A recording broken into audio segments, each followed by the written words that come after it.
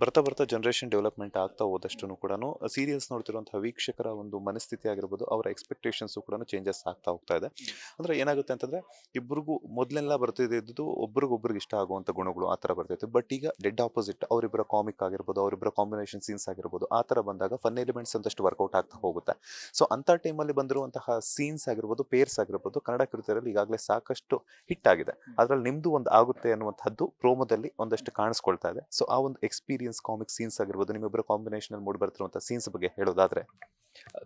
Scenes ಸಿಕ್ಕಾಪಟ್ಟೆ ಚೆನ್ನಾಗಿ ಬಂದಿದೆ. ನೀವಾಗಲೇ ಹೇಳ್ದಂಗೆ ಕತೆಗಳು ಬಂದಿದೆ, ಇಲ್ಲ ಅಂತಲ್ಲ. ಬಟ್ ಇದು ನೀವು ಎಕ್ಸ್ಪೆಕ್ಟೇ ಮಾಡದಿರೋಂಥ ಕತೆ. ಅಂದರೆ ಕೆಲವೊಂದು ಎಲ್ಲೋರು ನೋಡಿರ್ತಾರೆ, ಎಲ್ಲೋರು ಒಂದೆರಡು ಸೀನ್ ಕಡೆ ನಿಮಗೆ ಇದೆಲ್ಲೋ ನೋಡಿದ್ದೆ, ಈ ಕಥೆನ ಇದೆಲ್ಲೋ ನೋಡಿದ್ದೆ ಅಂತ ಸೀನ್ ಮೇಲೆ ಬರ್ಬೋದು ಹೊರತು ಕತೆ ಮೇಲೆ ನಿಮ್ಗೆ ಯಾವುದೇ ಕಾರಣಕ್ಕೂ ಇದನ್ನ ಎಲ್ಲೋ ನೋಡಿದ್ದೆ ಅಂತಲ್ಲ. ಅದಕ್ಕೆ ನಾವು ಟೈಟಲಲ್ಲಿ ಅಷ್ಟು ಧೈರ್ಯವಾಗಿ ವಿಭಿನ್ನ ಅಂತ ಹಾಕೊಂಡಿರೋದು ಅದೇ ರೀಸನ್ಗೆ, ವಿಭಿನ್ನ ಕತೆ ಆಗಿದೆ ಅಂತ.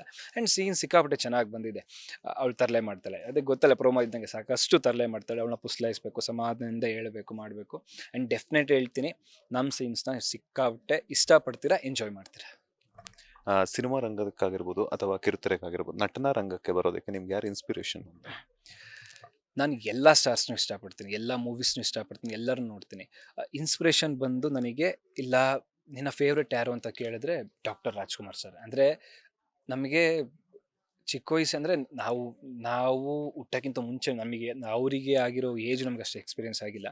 ಸೊ ನಾವು ಆಗ್ಲಿಂದ ನೋಡ್ಕೊ ಬಂದಾಗ ಇವತ್ತಿನವರೆಗೂ ಕನ್ನಡ ಅಂತ ಬಂದರೆ ನೆನಪಾಗೋದೆ ಡಾಕ್ಟರ್ ರಾಜ್ಕುಮಾರ್ ಸರ್ ಅವರು.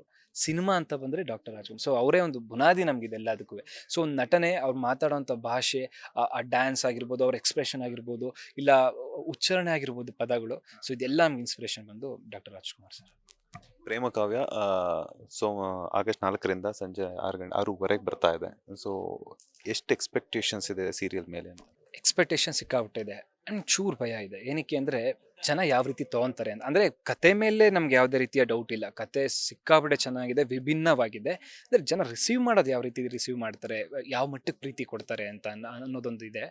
ಆ್ಯಂಡ್ ನಾನು ನಾಯಕ ನಟನಾಗಿ ಫಸ್ಟ್ ಟೈಮ್ ಮಾಡ್ತಿರೋದ್ರಿಂದ ಕನ್ನಡದಲ್ಲಿ ನನಗೊಂದು ಸ್ವಲ್ಪ ಖುಷಿಗಿಂತ ಒಂದು ಸ್ವಲ್ಪ ಎಲ್ಲೋ ಒಂದು ಭಯ. ಜನ ಯಾವ ರೀತಿ ಎಕ್ಸ್ಪೆಕ್ಟ್ ಮಾಡ್ತಾರೆ, ಯಾವ ಪಾತ್ರನ ಜಾಸ್ತಿ ಎಕ್ಸ್ಪೆಕ್ಟ್ ಮಾಡ್ತಾರೆ, ನಮ್ದು ವರ್ಕ್ ಆಗ್ತಿದೆಯಾ ಇಲ್ವೋ ಅನ್ನೋದೊಂದು ಸ್ವಲ್ಪ ಇರುತ್ತಲ್ಲ. ಅದೊಂದು ಹೊಸ ಪ್ರಾಜೆಕ್ಟ್ ಆದಾಗ ಅದೊಂದು ತುಡಿತಾ ಇರುತ್ತೆ, ಹೆಂಗೆ ಏನು ಎತ್ತ ಹೆಂಗಾಗುತ್ತೆ ಅನ್ನೋದು. ಸೊ ಸದ್ಯಕ್ಕೆ ಆ ಫೀಲಿಂಗಲ್ಲಿ, ಆ ಮೂಮೆಂಟಲ್ಲಿ ಇದ್ದೀನಿ. ಆ, ಸಾಮಾನ್ಯವಾಗಿ ಏನಂತಂದ್ರೆ, ಬೇರೆ ಭಾಷೆಯಲ್ಲಿ ಲೀಡ್ ಕ್ಯಾರೆಕ್ಟರ್ ಮಾಡಿದ್ರಿ ಅಂತ ಹೇಳಿದ್ರಿ, ಕನ್ನಡದಲ್ಲಿ ಪೋಷಕ ಪಾತ್ರಗಳನ್ನ ಮಾಡಿದ್ರಿ ಅಂತ ಹೇಳಿದ್ರಿ. ಕನ್ನಡದಲ್ಲಿ ನಾಯಕ ನಟನಾಗಿ ಈ ಒಂದು ಪಾತ್ರವನ್ನ ಮಾಡ್ತಿದ್ದೀನಿ ಅಂತಂದಾಗ ನಿಮ್ಮ ತಾಯಿಯವರ ರಿಯಾಕ್ಷನ್ ಹೆಂಗಿತ್ತು ಅಥವಾ ಮನೆಯವರ ರಿಯಾಕ್ಷನ್ ಹೆಂಗಿತ್ತು?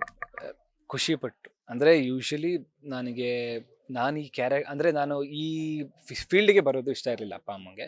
ಸೊ ಸಮವ್ ನಾನು ಬಂದಾದ್ಮೇಲೆ ಪ್ರಾಜೆಕ್ಟ್ಸ್ ಮೇಲೆ ಪ್ರಾಜೆಕ್ಟ್ಸ್ ಮಾಡ್ತಾ ಇರೋದು ನೋಡಿ ಖುಷಿ ಇದೆ. ಆ್ಯಂಡ್ ಈಗ ನಾನು ಕನ್ನಡದಲ್ಲಿ, ನೀವು ಹೇಳ್ದಂಗೆ ಕನ್ನಡದಲ್ಲಿ ನಾಯಕ ನಟ ಆಗಿರೋದು ಸಾಕಷ್ಟು ಖುಷಿ ಇದೆ. ನಾನು ಹಿಂದೆ ಕಲರ್ಸ್ ಕನ್ನಡದಲ್ಲಿ ಕೆಂಡ ಸಂಪಿಗೆ ಮಾಡಿದಾಗ 11 ಮಂತ್ಸ್ ಮಾಡಿದ್ದೆ ರೀಪ್ಲೇಸ್ಮೆಂಟ್ ಕ್ಯಾರೆಕ್ಟ್ರು. ಆಗ್ತಾನೆ ಜನ ಪ್ರೀತಿನ ತಗೊಂಡು ಇನ್ನೇನಾದ್ರು ಸ್ವಲ್ಪ ನಾನು ಎಂಜಾಯ್ ಮಾಡಬೇಕು ಅನ್ನೋ ಟೈಮಲ್ಲಿ ಸೀರಿಯಲ್ ಅದು ತುಂಬ ವರ್ಷಗಳಾಗಿದ್ದರಿಂದ ವೈಂಡ್ ಅಪ್ ಮಾಡಿದ್ರು. ಸೊ ಆಗ ನಮ್ಮ ಅಮ್ಮಗೊಂದು ಇದಿತ್ತು, ಈಗ ತಾನೇ ಜನ ಎಲ್ಲ ಇಷ್ಟಪಟ್ಟು ನಾನು ನೋಡಿಲ್ಲ ಅಂತಿದ್ರು, ಅಷ್ಟರೊಳಗೆ ಮುಗ್ದೋಯ್ತಲ್ಲ ಸೀರಿಯಲ್ ಅಂತ. ಈಗ ನಾಯಕ ನಟನಾಗಿ ಮಾಡ್ತಿರೋದು ಅಮ್ಮಗೆ ಸಿಕ್ಕಾಪಟ್ಟೆ ಖುಷಿ ಇದೆ. ಆ್ಯಂಡ್ ಪ್ರೌಡ್ ನನಗೆ, ನಮ್ಮಮ್ಮ ಸಿಕ್ಕಾಪಟ್ಟೆ ಖುಷಿ ಪಟ್ಟಿದ್ರಲ್ಲ ಅನ್ನೋದು. ವಿಕಾಸ್ ಅವರು ನಟನಾಗಿಲ್ಲ ಅಂತಂದ್ರೆ ಯಾವ ಒಂದು ಪ್ರೊಫೆಷನಲ್ ಇರ್ತಿದ್ರು ಅಂತ? ಮೇ ಬಿ ನಟನಾಗಿರಲಿಲ್ಲ ಅಂದಿದ್ರೆ ನನಗೆ ಹೋಟೆಲ್ ಮ್ಯಾನೇಜ್ಮೆಂಟ್ ಸಿಕ್ಕಾಪಟ್ಟೆ ಇಷ್ಟ. ಸೊ ನೀಟಾಗಿ ಒಂದು ಡ್ರೆಸ್ ಹಾಕೊಂಡು, ಸೂಟ್ ಎಲ್ಲ ಹಾಕೊಂಡು, ಹೋಟೆಲೆಲ್ಲ ಮ್ಯಾನೇಜ್ ಮಾಡ್ಕೊಂಡು ಅದ್ರಲ್ಲಿ ಇರ್ತಾ ಇದ್ದೆ ಅಂತ. ಕ್ಯಾರೆಕ್ಟರ್ ಅಲ್ಲಿ ಸಿಕ್ಕಿದ್ರೆ ಮಾಡ್ತೀರಾ ಅಂತ? ಖಂಡಿತ ಮಾಡ್ತೀನಿ, ಆ್ಯಕ್ಟರ್ ಅಲ್ವಾ. ಸೊ ಯಾವುದೇ ಪಾತ್ರ ಕೊಟ್ಟರು ಖಂಡಿತ, ಯಾವ ಪಾತ್ರ ಕೊಟ್ಟರು ಮಾಡ್ತೀನಿ, ಅದರಲ್ಲೇನಿಲ್ಲ. ಈಗ ನಟ ಅಂದ ತಕ್ಷಣ ಫಿಟ್ನೆಸ್ ಆಗಿರ್ಬೋದು, ನಾವು ಆನ್ ಸ್ಕ್ರೀನ್ ಪ್ರೆಸೆಂಟೇಷನ್ ಅನ್ನೋದು ತುಂಬಾ ಇಂಪಾರ್ಟೆಂಟ್ ಆಗುತ್ತೆ. ಈಗೇನಿದ್ರು ಏನಂತಂದ್ರೆ, ಸೋಷಿಯಲ್ ಮೀಡಿಯಾದಲ್ಲಿ ಇಮಿಡಿಯೇಟ್ ಆಗಿ ಆ ಕ್ಯಾರೆಕ್ಟರ್ ನೋಡ್ತಿರ್ತಾರೆ, ಆ ಕ್ಯಾರೆಕ್ಟರ್ ತಕ್ಕಂಗೆನೆ ಕಮೆಂಟ್ಸು ಕೂಡ ಹಂಗೆ ಬಂದ್ಬಿಡುತ್ತೆ. ಸೊ ಯಾವ ರೀತಿ ಪ್ರಿಪರೇಷನ್ಸ್ ಇತ್ತು ನೀವು ಈ ಒಂದು ಪಾತ್ರಕ್ಕೆ ಸೆಲೆಕ್ಟ್ ಆಗಿದ್ದೀರಾ ಅಂದ ಮೇಲೆ? ಯಾಕಂದ್ರೆ ಡಾಕ್ಟರ್ ಅಂದ ತಕ್ಷಣ ನೀವು ಆಗ್ಲೇ ಹೇಳಿದ್ರು ಒಂದಷ್ಟು ಇನ್ಪುಟ್ಸ್ ಅನ್ನ ತಗೊಂಡ್ರಿ ಅಂತ, ಬಟ್ ಫಿಸಿಕಲಿ ಯಾವ ರೀತಿಯಾದಂತಹ ವರ್ಕೌಟ್ ಆಗಿರ್ಬೋದು ಎಲ್ಲ ತಗೊಂಡು? ಫಿಸಿಕಲಿ ಸದ್ಯಕ್ಕೆ ನಿಮಗೆ ಗೊತ್ತು, ಅಂದರೆ ಸೀರಿಯಲ್ಸು ಈಗ ನಂದು ಹೆಂಗಾಗಿತ್ತು ಅಂದರೆ, ನಂದು ತೆಲುಗು ಸೀರಿಯಲ್ ಮುಗಿದು ಒಂದು ತಿಂಗಳಿಗೆ ನನಗೆ ಇದಾಗಿದ್ದು. ಆ್ಯಂಡ್ ನಾವು ಹೊಸ ಸೀರಿಯಲ್ಸ್ ಮಾಡ್ಬೇಕಾದ್ರೆ ಏನು ಹೆಂಗ್ ನಮಗೆ ಚಾಲೆಂಜಿಂಗ್ ಏನು ಅಂತಂದರೆ ಏನಂತಾರೆ ನಮ್ಮ ಫಿಸಿಕ್ ಮೇಂಟೈನ್ ಮಾಡೋದೇ ಒಂದು ಚಾಲೆಂಜಿಂಗ್. ಬಿಕಾಸ್ ಹೊಸ serials back to back shoots ಇರುತ್ತೆ, ಅರ್ಲಿ ಮಾರ್ನಿಂಗ್ ಔಟ್ಡೋರ್ ಶೂಟ್ಸ್ ಇರುತ್ತೆ. ಔಟ್ಡೋರ್ ಶೂಟ್ಸ್ ಇದ್ದಾಗ ನಾರ್ಮಲ್ ಕಾಲ್ ಶೀಟಲ್ಲಿ ಮಾಡೋಕ್ಕಾಗಲ್ಲ, 6 to 6 ಕಾಲ್ ಶೀಟ್ ಮಾಡಬೇಕಾಗತ್ತೆ. ನಾವು 6ಅಲ್ಲಿ ಶೂಟಿಂಗ್ ಸ್ಟಾರ್ಟ್ ಮಾಡಬೇಕು ಅಂದರೆ 4ಗೆ ಎದ್ದೇಳಬೇಕು. ಸೊ ನೈಟ್ ಬರೋದು ಲೇಟ್ ಆಗುತ್ತೆ. ಸೊ ಫಿಸಿಕ್ಸ್ ಬಗ್ಗೆ ಸಾಕಷ್ಟು ಗಮನ ಕೊಟ್ಟಿಲ್ಲ ಈಗ ಸದ್ಯಕ್ಕೆ. ಅಂದರೆ ಇನಿಷಿಯಲ್ ಡೇಸಲ್ಲಿ ಸಾಕಷ್ಟು ಕಾಲೇಜ್ ಡೇಸಲ್ಲಿ ಆಗಿರ್ಬೋದು, ಇನಿಷಿಯಲ್ ಎಲ್ಲ ವರ್ಕೌಟ್ಸ್ ಎಲ್ಲ ಮಾಡ್ತಿದ್ದೆ. ಈಗ ಸ್ವಲ್ಪ ತೆಲುಗು ಮುಗ್ದು ಈ ಪ್ರಾಜೆಕ್ಟ್ ಸ್ಟಾರ್ಟ್ ಆಗಿರೋದ್ರಿಂದ ಫಿಸಿಕ್ಸ್ ಬಗ್ಗೆ ಅಷ್ಟು ಗಮನ ಕೊಟ್ಟಿಲ್ಲ. ಈಗ ಸ್ವಲ್ಪ ಟೈಮ್ ಆದ ತಕ್ಷಣ ಮತ್ತೆ ವರ್ಕೌಟ್ ಸ್ಟಾರ್ಟ್ ಮಾಡೋಣ ಅಂತ ಅಂದ್ಕೊಂಡಿದ್ದೀನಿ. ಈಗ ಡಾಕ್ಟರ್ ಕ್ಯಾರೆಕ್ಟರ್ ಆಗಿರೋದ್ರಿಂದ ಆಲ್ಮೋಸ್ಟ್ ಫಾರ್ಮಲ್ ಬಟ್ಟೆನೇ ಹಾಕೋಬೇಕಾಗುತ್ತೆ. ಸೊ ಫಾರ್ಮಲ್ಸ್ ಅಲ್ಲೂ ಕೂಡ ಒಂದು ಯುನಿಕ್ನೆಸ್ ಅನ್ನೋದು ಇತ್ತೀಚೆಗೆ ಒಂದು ಟ್ರೆಂಡ್ ಆಗ್ತಾ ಇದೆ.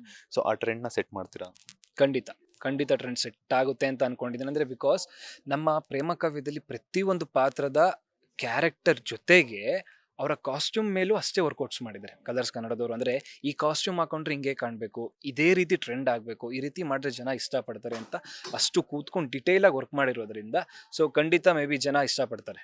ಲೇಟೆಸ್ಟ್ ಹಾಗೂ ಇಂಟ್ರೆಸ್ಟಿಂಗ್ ಸುದ್ದಿಗಳಿಗಾಗಿ ಬಾಸ್ ಟಿವಿ ಕನ್ನಡ ಚಾನೆಲ್ನ ಸಬ್ಸ್ಕ್ರೈಬ್ ಮಾಡಿ. ಹಾಗೆಯೇ ಬೆಲ್ ಐಕಾನ್ ಪ್ರೆಸ್ ಮಾಡಿ. ಇದರ ಜೊತೆಗೆ ಫೇಸ್ಬುಕ್, ಇನ್ಸ್ಟಾಗ್ರಾಮ್, ಎಕ್ಸ್ನಲ್ಲೂ ಮಿಸ್ ಮಾಡದೆ ಫಾಲೋ ಮಾಡಿ.